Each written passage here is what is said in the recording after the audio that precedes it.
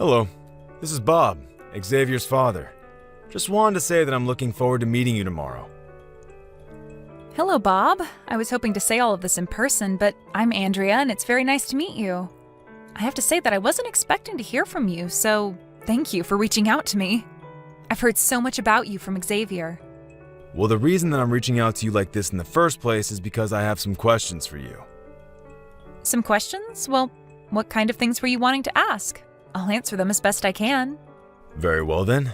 My first question is, just what is it that attracts you to my son? You want to know what it is that I see in Xavier? Well, I'm sure that it has nothing to do with the rich family he comes from, right? And I'm certain that it also is completely separate from the fact that he's in line to take over the family business too, correct? Basically, I want to know that you're not just dating my son because of who he comes from and what he's in line to be. Oh, I understand. No, sir, nothing like that is going on at all. In fact, until recently, I didn't even know that Xavier was in line to take over the company at all. But even after finding out about it, it didn't change the way I feel about him at all, so please don't worry about that. I just hope that you can understand why I might be concerned about this. Coming from as much wealth as we do, there are lots of potential suitors out there that would marry into this family just for access to that power. I completely understand why that might be something to worry about in your case. But if you're concerned about me marrying your son for the money, then I only hope my words are enough to make you think otherwise. That remains to be seen, young lady. I understand. But hopefully meeting tomorrow in person will help lay some of those worries to rest. Then you can make your judgment from there. Well, we are already scheduled to meet tomorrow. I just hope that you don't let me down. You and my son will not be getting married without my say-so. I certainly hope that you understand that already. I understand that completely, and again, I'm not marrying Xavier for any kind of ambitious reasons. So I want to assure you that you have nothing to worry about there. I just hope you realize all of this tomorrow.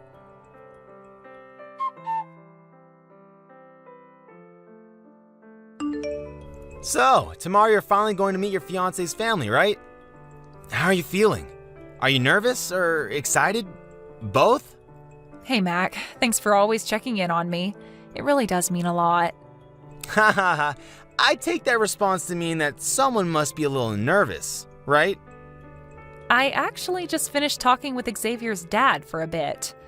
I had no idea that his family would take this thing so seriously. Well, it is their son getting married. Or do you mean take it seriously in another way? Well, I know that Xavier's family run a business and all, but I feel like I'm getting ready for a job interview rather than just meeting my future in-laws. It isn't like I don't get where they're coming from, but I just wish his dad was a little less intense about all of this.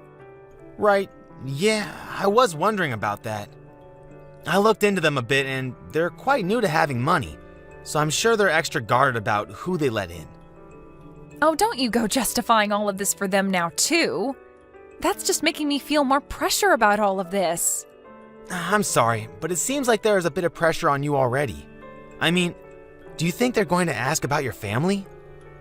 I just hope that once they understand who your dad is, that this solves everything. I certainly hope so, but more than that, I want them to like me for who I am. I don't want to be relying on my dad for everything, especially not who I can marry. I know what you mean, but to people like Xavier's dad, I bet these kinds of things are as much business as they are personal. Well, you're probably right about that, to be honest. Well, let me know if anything happens. Just don't forget that you do have people in your corner who want to be there for you. Thanks a lot, Mac. That is really nice to hear. For now, just keep your fingers crossed that everything goes well for me tomorrow.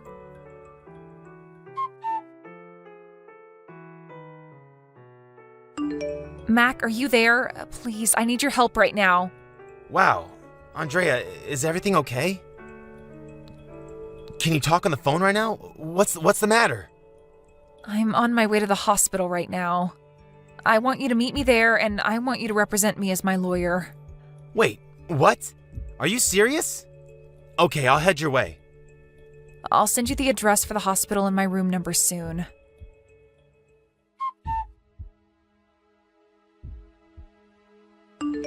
I knew it. I knew that you were poor this whole time. And yet you had the nerve to try and get near my son? Just who do you think you are, huh? Did you really think I would let you waltz into this family? Do you have any idea what it is that you've just done? What are you talking about?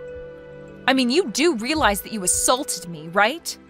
You invited me over to meet you as your son's fiancé, and then you hit me right in the face? And just what else was I supposed to do when I found out that you were raised by a single father? Did you think that I was just going to not hit you in the face for that?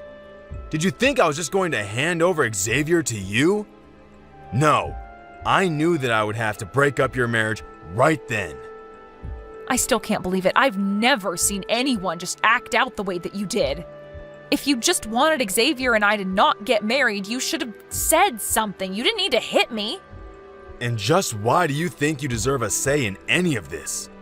You're nobody who tried to get out of poverty the easy way by marrying into money.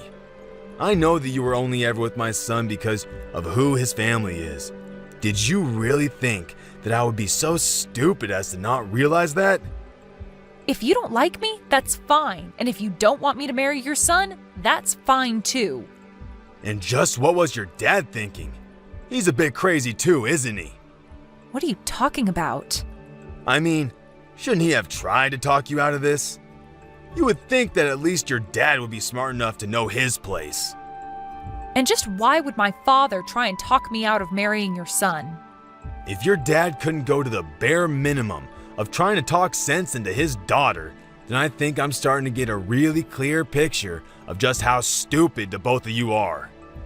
So punching me in the face wasn't enough? You're still going to run your mouth and talk bad about my father? I'm sorry, but that just makes me angry. Do you think I care at all about how some poor little nobody feels about what I do? I'm rich. I run my own business. Pissing little peons like you off is all just part of my job. Oh, yes, I'm sure that you and I live in completely different worlds, the likes of which I could never understand. And I guess living in that world led you to act in ways that only make sense to you. But I'm afraid that you are going to regret this, Bob. And just what is some girl raised by a poor single father going to be able to do to me? I already hit you in the face, so why can't you just get out of here? Maybe you don't know this, but my father is an important real estate mogul. Yeah, right. In your dreams.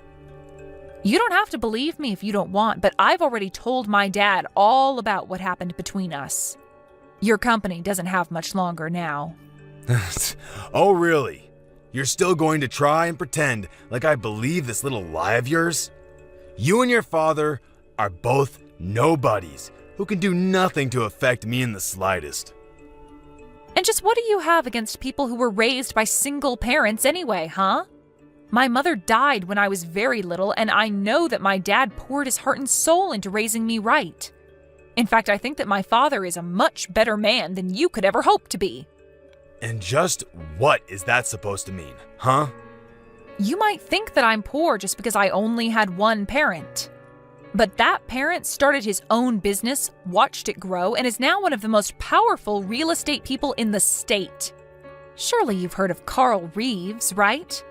Well, he's my father, and if I'm not mistaken, one of your most important clients. Enough already. This joke wasn't funny the first time, but now I'm getting sick of it. You and Carl Reeves are not related, and it's astounding to me that you think I would ever fall for that. In fact, I want to know just how you even knew we're business partners in the first place. You must have done your homework, huh? And just what would I have to gain from lying to you about this? I've already agreed to break up with your son when I thought we would be getting married. So then, you're telling the truth about all this? That's right. And my father is furious with you. That's why he's selling all the stock of your company that he owns. You're about to be facing bankruptcy, and it is all your fault. This is what you get for putting people down when you know nothing about them. You don't know anything at all about how my dad raised me. Wait, hold on just a minute. You're really being serious with all this? You're really Carl's daughter? And just why is that so hard to believe, huh? You seriously need to get over yourself and learn not to judge based on appearance. I was so close to marrying your son, and it would have brought your and my father's company closer together, but now none of that is happening. It was too easy for my father to cancel his contracts with a tiny company like yours. He has 1,000 other companies who would all love to take your place. I told you not to worry about me being after your family's money, and now you know why. My family always had way more money than yours ever did. Wait, no, this can't be happening. Well, if what you're telling me is true, then I'm so sorry for the way I acted. But it's clear now that this was all just one big misunderstanding. I hope you can forgive me. Oh, just shut up. It is way too late for any of that now.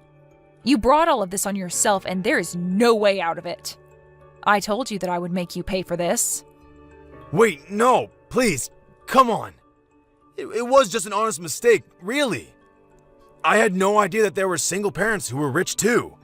I should have looked more into you. I'm sorry. Well, I'm glad you didn't. Thanks to that, I know exactly the kind of person that you are, and I feel glad that I got out when I did. In fact, if you knew who I really was, you probably would have been eager to have your son marry me so that you could have my family's money. But, please, you have to forgive me. I'll even let you marry Xavier. Do you really think that's what I want now? What do you mean?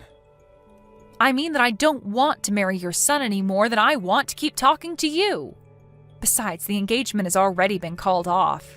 And if you think that anyone, including me, is going to want me to stay with the man whose father punched me in the face, you've got another thing coming.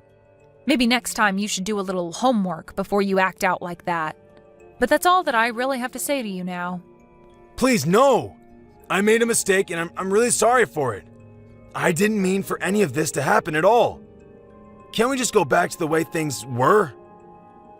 That's not going to happen. I am never going to give Xavier a second chance again. And I already have a close friend of mine who's a lawyer looking into suing you for assaulting me. Wait, no. You can't be serious. Oh, I am. And soon your company and your life will both come crumbling down around you. But you can't do all of this. Please, you have to forgive me. I'm begging you here. And I am telling you that it's way too late for any of this. You hit me in the face and sent me to the hospital. I'm here getting looked at right now, in fact. But I didn't even hit you that hard. Surely you're just over-exaggerating. We'll see who's over-exaggerating in court now, won't we? But I'm sure any jury is just so eager to pardon a man who punched a lady in the face. You're through, you pathetic pig. Even Xavier tried coming to me to apologize and said that he never wanted to talk to you again. Wait, why would he say something like that? Doesn't he know I was just trying to protect the family? To him, you were doing nothing but finding excuses for your own violent behavior. But then I'll have nothing. No business, no money, no family. What am I supposed to do? You did this to yourself, Bob. You hit me in the face to try and prove a point, but you were never going to get away with this. Even if I wasn't rich, thanks to my dad, you're still not above the law, and you can't just assault people for being poor. But that doesn't mean you have to sue me. I learned my lesson, and it'll never, ever, ever happen again. Isn't that enough for you? I'm afraid it won't be enough until I see everything that made you into the person who thought you could treat other people like that, stripped away from you. You need to remember what it's like to be one of the common people, and I will see that that happens. See you in court, Bob.